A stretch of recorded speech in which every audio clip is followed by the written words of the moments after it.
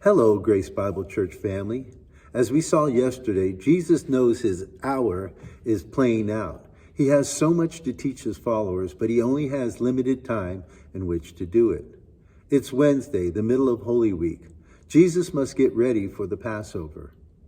Right after Jesus had been teaching his followers about his second advent, the coming of the Son of Man in Matthew chapter 25, he moves on in chapter 26 to get ready for the Passover. As we read, when Jesus had finished all these sayings, he said to his disciples, "You know that after 2 days the Passover is coming, and the Son of Man will be delivered up to be crucified." He is preparing his disciples. We continue.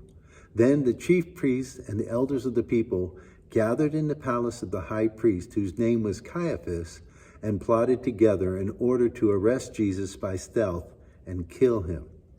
But they said, "Not during the feast, lest there be an uproar among the people." The plotters are making their plans to get rid of him, if only they could find the opportunity. We read on.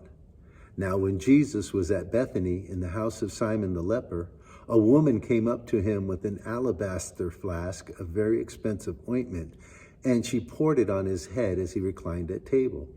And when the disciples saw it, they were indignant, saying, "Why this waste? For this could have been sold for a large sum and given to the poor." But Jesus, aware of this, said to them, "Why do you trouble the woman? For she has done a beautiful thing to me. For you always have the poor with you, but you will not always have me.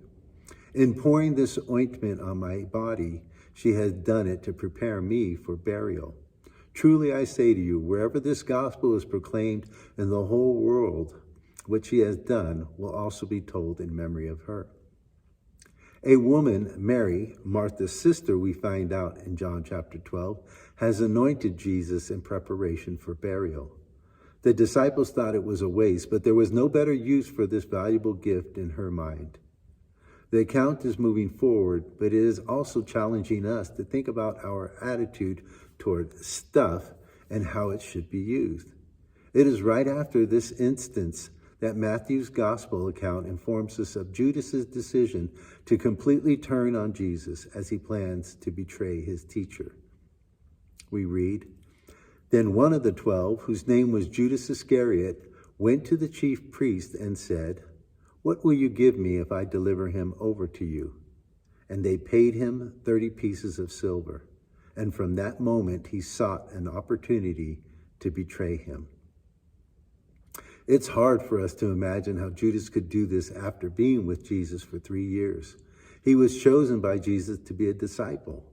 He ate with him, walked with him, sat with him, talked with him, listened to his teaching, was an eyewitness to his miracles, even raising someone from the dead. And in the end, he betrayed him. Someone has written, "This betrayal is a powerful reminder of the brokenness of humanity and the depths of our sin." Despite the friendship, love, and grace that Jesus shows his followers, many of them still choose to turn away and follow their own selfish desires. May this be a strong and powerful reminder to us as well. We equally have the capacity to turn away from God, even when we have experienced his love and mercy. Brothers and sisters, let's check ourselves and confess if there are any areas of our life where we are turning away from him. He stands ready to forgive us, and he is able to hold us firmly in his grasp.